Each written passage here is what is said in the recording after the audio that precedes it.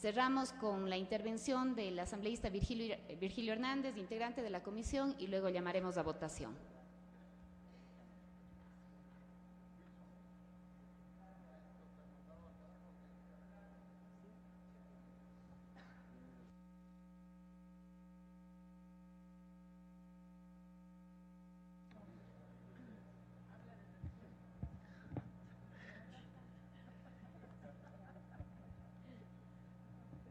Solo porque los colegas me recuerdan, yo quiero decir un dicho, iniciar con un dicho: dime de qué presumes y te diré de qué careces.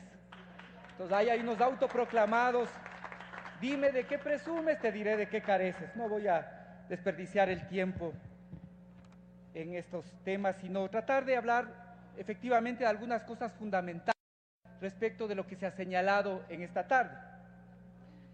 Yo no estoy de acuerdo, no coincido en que podamos realizar una discusión en este tema presupuestario y todos empecemos dándonos golpes de pecho y diciendo que saquemos la ideología. No, todo lo contrario. Precisamente es aquí donde se puede verificar cuáles son las posiciones políticas y cuáles también son los objetivos que nos trazamos. La peor perversidad de la política es pensar que los temas técnicos son eso y que los temas técnicos están alejados de la política.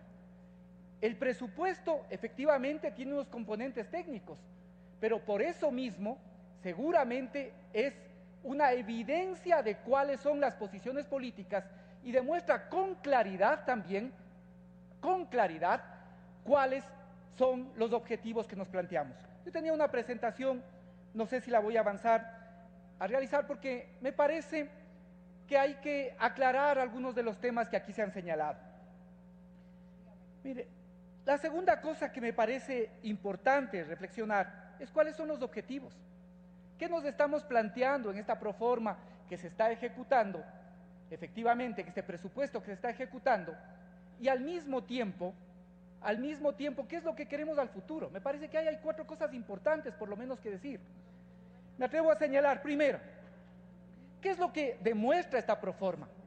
Que nosotros mantenemos como objetivo la inversión social y por lo tanto estamos buscando garantizar la provisión de bienes y servicios de calidad y además estamos proyectando también en el futuro, ojalá hasta el 2017, podamos tener 5.000 millones de dólares, de los cuales 3.000 van a ser asumidos por el gobierno central para obras básicas de saneamiento y tener agua potable, alcantarillado para el 95% de la población.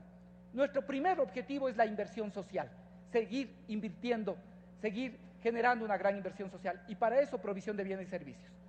Nuestro segundo objetivo es mantener la inversión estratégica y la inversión en lo social, y esto es fundamental. Aquí, si uno mira lo que son los ingresos permanentes con los gastos permanentes, van a ver que si decidiéramos no hacer nada, estaríamos bien. 22.000 millones de ingresos permanentes, 19.000 millones de egresos permanentes.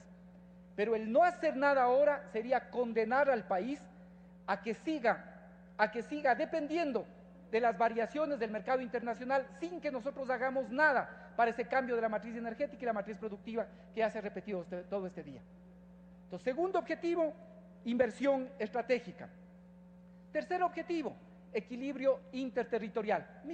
Mi exposición iba a girar en torno a estos temas, pero creo que hay otras cosas que aclarar. Pero ahí podemos ver, básicamente, cuál es el incremento. 2.755 millones, cuál es el incremento que hemos tenido respecto al año anterior, cuánto van a recibir los consejos provinciales, 743, 1.846 para los municipios, 165 para las juntas parroquiales que antes del 2010 recibían 30 millones durante 10 años. Eso es equidad interterritorial. Efectivamente, como decía el colega José Bolívar Castillo, evidentemente, todavía esto sigue siendo inequitativo e injusto, por supuesto, porque arrastramos una realidad histórica de tener provincias de segunda, tercera categoría y cantones hasta de décima, obviamente, que estamos todavía en desacuerdo con esto, obviamente, y ojalá pudiésemos hacer más para que podamos mejorar la condición de equidad interterritorial, pero esto es un avance significativo. Además, si a esto sumamos la ley 010, la ley 047, llegamos a 3.000, sin contar los recursos adicionales, por ejemplo, para saneamiento y lo que se hace a través del Banco del Estado. Estos son pasos significativos para construir la equidad interterritorial, que es otro de los objetivos. Y el cuarto es básicamente el de crecimiento de la producción socialmente deseable y ambientalmente sustentable. Esto refleja el presupuesto. Esto es lo que refleja el presupuesto. Esto es lo que nosotros básicamente queremos establecer. Por ello, es importante señalar, frente a algunos de los señalamientos que aquí se han hecho, que cuando se habla del incremento de la burocracia, hay que tener cuidado, porque el 80% de ese incremento son profesores, son médicos. Entonces, cuando estamos incrementando, como aquí se dice, la burocracia, estamos básicamente buscando atender la educación y la salud de nuestro pueblo, porque no hay posibilidad de cambio y transformación si no se educa y si al mismo tiempo esa población no está sana. Luego, igual, se ha señalado que aquí, por ejemplo, hay 51 millones para lo que tiene que ver con temas de la Secretaría de Inteligencia y después 13 millones adicionales. No, veamos bien, veamos el consolidado de gastos. Estamos mirando los sectoriales sin mirar que esa inversión está dentro de los 51 millones para alguien que tenía preocupación. O cuando se habla de agricultura se dice 127 millones. 127 millones es la inversión en agricultura, ¿sí? Pero si ustedes ven el consolidado, vamos a ver que efectivamente es 279 millones. Y a eso hay que sumar, por ejemplo, lo que está en Senagua, porque mucho de lo de Senagua es efectivamente para proveer de riego y está en relación con la agricultura. Hay que sumar los 21 millones para INEAF, hay que sumar los 31 millones para agrocalidad. De igual forma, cuando, pásele por favor, pase la siguiente. Cuando hablamos de los 897 millones de salud, esto es inversión, pura inversión. Vivienda 215, MIES 215, vialidad 1002, MAGAP 127, pero esto es solo la inversión. Esto es importante señalar. Ahora, yo coincido, y seguramente aquí todos coincidimos, que estos presupuestos no son los que desearíamos, por supuesto, pues, claro, pero pongámonos en el contexto de un país que tiene las limitaciones que tiene.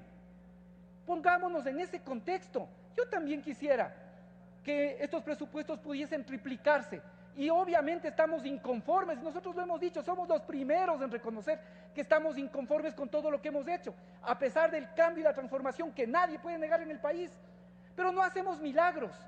Y a veces la mezquindad que podemos observar en el pleno parlamentario se compensa con la generosidad que sí tiene el pueblo ecuatoriano, porque el pueblo valora, el pueblo sabe que no hacemos milagros, pero en cambio el pueblo está consciente de que cada día y cada año con presupuestos como estos demostramos nuestra voluntad de cambio y transformación de las condiciones de este país. No hacemos milagros, pero sí demostramos que tenemos voluntad de cambio y transformación. Eso es una cosa importante, de tal manera que quisiéramos que esto fuera más, por supuesto, pero es el contexto de un país pobre y un país que no tiene las reservas que ni siquiera otros países latinoamericanos tienen, pero que no se resigna y que a pesar de estas limitaciones busca transformar las condiciones de vida de sus ecuatorianos.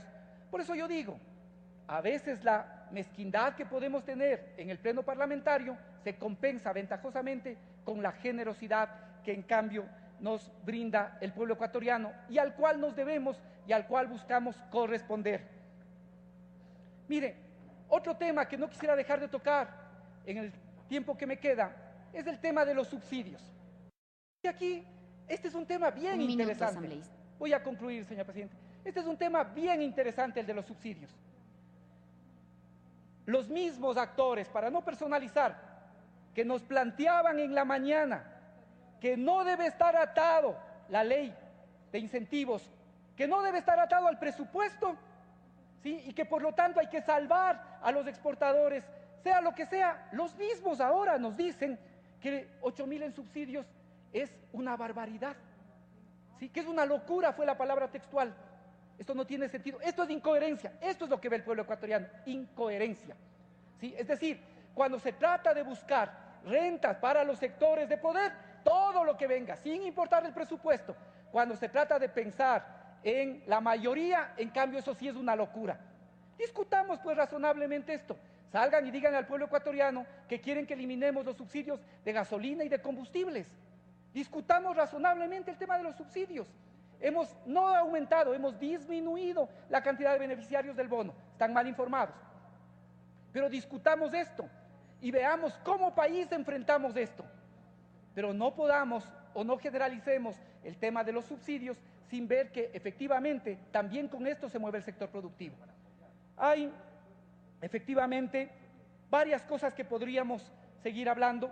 Yo voy a concluir señalando nada más, Presidenta, que a la moción que ha planteado, si acepta obviamente el colega asambleísta, nos corresponde aprobar la programación cuatrianual, la proforma presupuestaria y nos corresponde también, y esto es el añadido que habría que plantear, que señalar que la deuda cumple efectivamente con lo que está determinado en la ley y que aquí bien se ha dicho que es razonable. Esto es lo que nos tocaría también añadir.